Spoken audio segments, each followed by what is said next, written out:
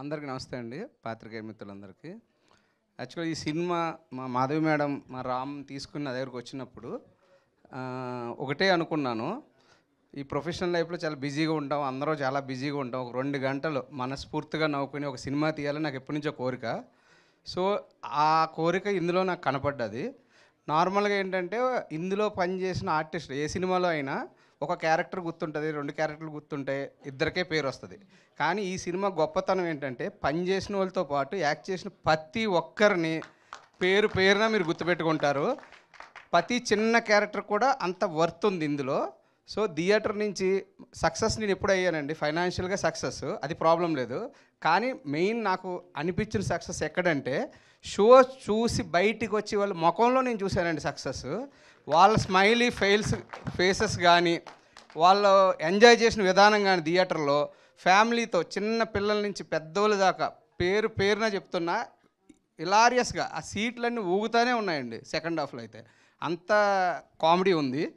So మీరు కూడా ప్రతి ఒక్కళ్ళు మీ సైడ్ నుంచి నాకు ఎంకరేజ్ చేసి ఇలాంటి గొప్ప సినిమాని ఎదరకు తీసుకెళ్ళండి. ప్రతి ఒక్కళ్ళు ఇది మిస్ అవ్వద్దు.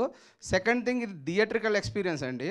ఇది 20-30 మందితో లేదా ఏదో ఓటీటీలో చూసి సినిమా కాదు. ఇది ఒక 100-200 మంది థియేటర్లో కూర్చొని ఫుల్ ఫ్లెడ్జ్డ్గా ఎంజాయ్ చేయొచ్చు. ఏ నిమిషం కూడా, ఒక్క నిమిషం కూడా బోర్ లేదండి. నెక్స్ట్ ఏంటనేది కూడా ఎక్స్పెక్ట్ చేయరు. డైరెక్టర్ గారు అన్నట్టు అవుట్ ఆఫ్ 70 సీన్స్లో నేనైతే 65 సీన్స్ నవ్వుతానే ఉన్నా. నేను 7 టైమ్స్ చూసా సినిమా.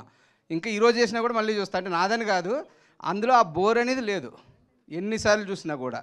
సో ప్రతి ఒక్కళ్ళు దీన్ని ఎంకరేజ్ చేయండి, ఇలాంటి సినిమాని ముందుకు తీసుకెళ్ళండి.